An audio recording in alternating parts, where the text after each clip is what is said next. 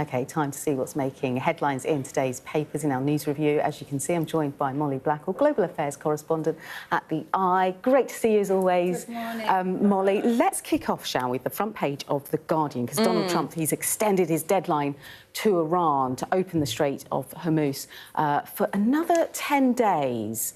It'll be interesting, the analysis on this. Is he buying time? Is he the one in control here? Yeah, I mean, what makes this difficult to analyse is that there's sort of different competing narratives about what's actually going on, sometimes even from within the US itself. So we've got Trump saying here, you know, Iran talks are going very well, everything's heading in the right direction, and then Iran is denying that these talks are even happening. It says they're fake news, not going on.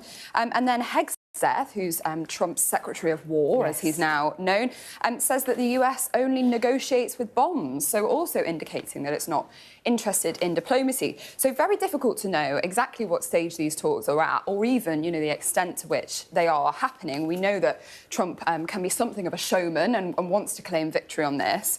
But it comes after Iran has launched a wave of attacks on merchant ships in the Strait of Hormuz, which is a key waterway for international shipping.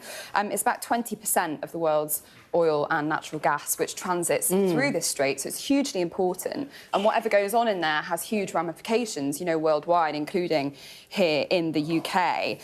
But Iran has basically worked out that it can use this kind of key bargaining chip to basically upend global shipping and disrupt the global economy. And I think it's going to be very unlikely to let this bargaining chip go very easily without a fight. It's really interesting, isn't it? Because it was just Monday that Donald Trump posted on his Truth social media platform, in those capital letters with spelling mistakes, about how it was this 5-day, you know, pause because constructive talks had been going on. So it's interesting when the tide turns, and here we are, another 10-day extension. He was also talking, this was in this meeting with reporters in the White House, wasn't it, yesterday? He's also talking about, it's the front page of the Metro, Trump throws our toys out of prams. He's basically criticising, insulting the UK's aircraft carriers and saying, actually, they're nothing compared to US ships. Exactly. So he says that the UK's aircraft carriers are toys compared to what the US has on bother, and he says, don't bother sending them. Clearly,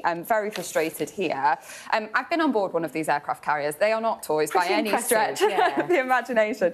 They are serious bits of kit. So this very much is not actually a commentary on their military capabilities. It's much more a commentary on the state of the special relationship. And we've seen really a breakdown in relations between Trump and Starmer over the war in Iran. Trump obviously wanting much more British involvement, hoping that the UK would follow it into this military activity, and the UK trying to remain really at arm's length here, only allowing what it calls defensive action. And Trump has really lashed out at Starmer over this. You know, he famously said he was no Churchill, and he said that the US doesn't need allies who join wars after what Trump says they've already won them.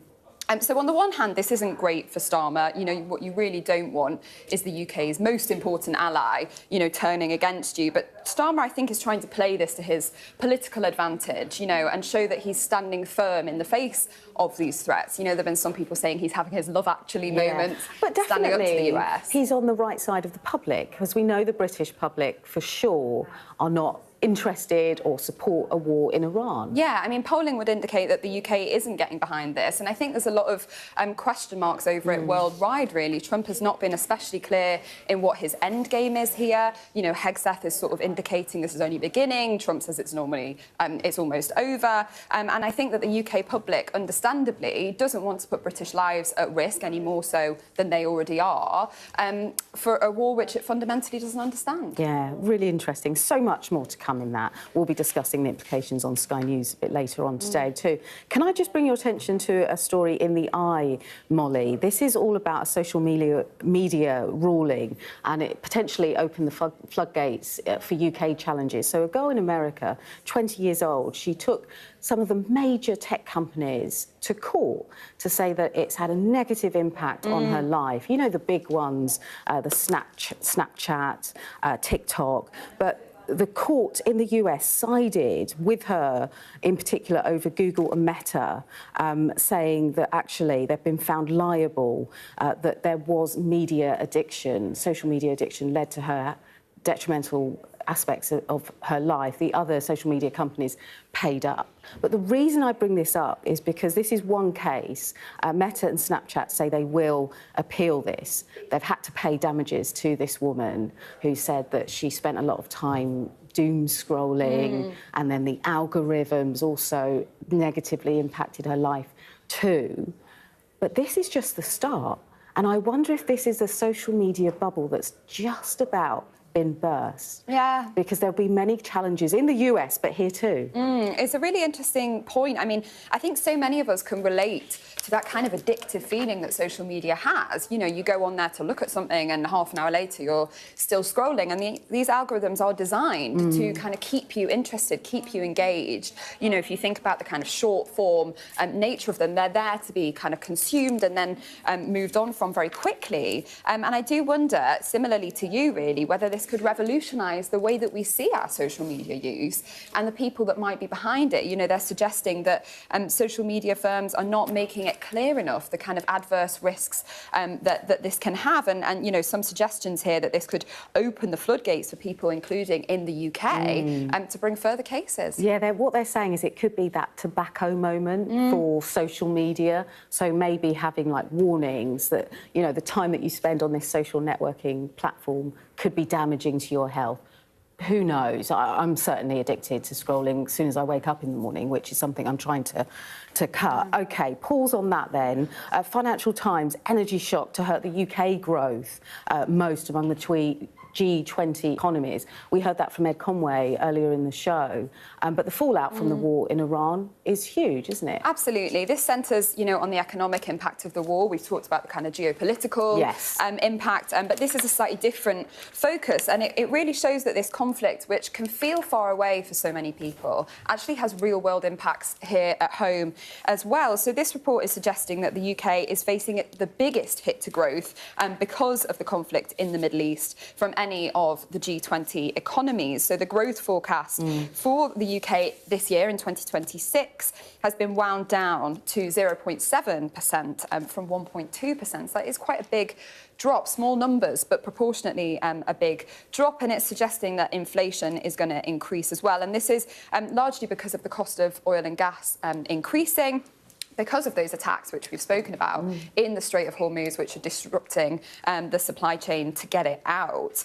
So this is definitely bad news for Starmer, as well as obviously so many people feeling the bite of the cost of living, because the government has put this, you know, bringing down those energy costs and the cost of living overall, central to its political agenda. And I think the really worrying thing is that even if this is resolved, if Trump does get that ceasefire that we've been talking about, there will be, you know, economic aftershocks to this. This impact won't go away overnight. Particularly, there's been allegations that the Strait of Hormuz has been mined by Iran. That's very, very difficult to shift. So a ceasefire will help this kind of economic impact, but it's by no means going to be a silver bullet. Yeah, the longer it goes on, the impact will be much harder. And it's things like, you know, how much will egg and breads cost? Because fertilisers can't get through that stretch in order to help people globally with food prices, petrol prices. I know that I'm not filling up as much as I used to, the whole tank at least, and people maybe are changing, you know, habits around how they travel because of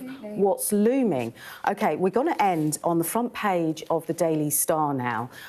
This is all about fake football kits that lots of families, you know, click online, you can buy, you know, an England kit, an Arsenal kit, Spurs kit, whatever you fancy, much cheaper than you can the actual, you know, if you go on the high street and get one. And I was shocked by the fact that you buy a real junior kit. I was getting an Arsenal one for my son, 70 quid. Oh my God. So what they're saying now, there's experts are warning that some of these kits, actually the fake ones, they can be toxic.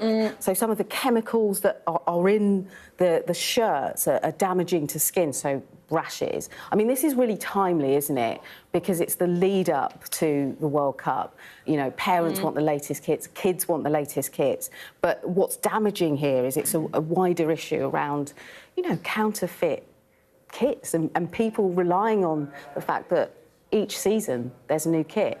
I'm thinking back to the 90s now, Molly, when I would get a home kit and an away kit in the same season, it'd be about 30 quid. Wow. Like, parents can't afford this. It's extraordinary. And now this warning that if you do, you know, go for that counterfeit kit, potentially the health risks to your kits are really damaging. Yeah, it's so worrying, isn't it? And I think it taps into wider concerns around these forever chemicals, these toxic chemicals in everything from the food we eat to the air that we breathe. So definitely worrying, but you can understand why people are driven to this when the cost is so high. Yeah, absolutely. Molly, thank you so much. Thanks for your company as well. I'll be joined by Anna after the break.